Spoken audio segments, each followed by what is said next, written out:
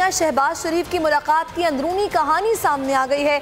शहबाज शरीफ के चुभते सवालात का मौलाना ने खुलकर जवाब नहीं दिया।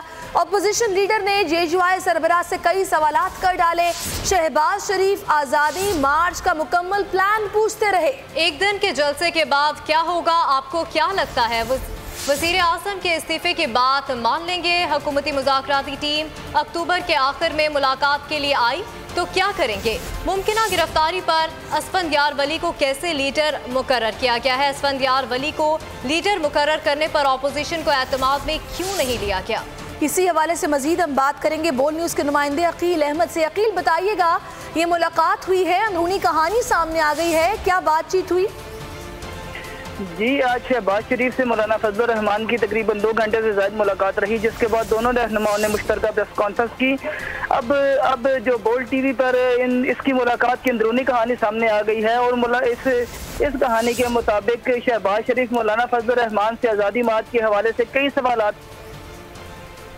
मान के पास कोई जवाब नहीं था। शहबाज शरीफ ने उनसे ये भी पूछा कि आज़ादी मार्च एक दिन का होगा या एक हफ्ते का होगा, तो मौलाना इस सवाल का पहले तो गोलमोल जवाब देते रहे, लेकिन जब शहबाज शरीफ ने इस पर इसरार किया तो मौलाना ने कहा कि हम इस्लामाबाद पहुंचकर हालात देखकर फैसला करेंगे कि एक दिन का मार्च करना है या एक हफ्ते का करना है या एक महीने का करना है।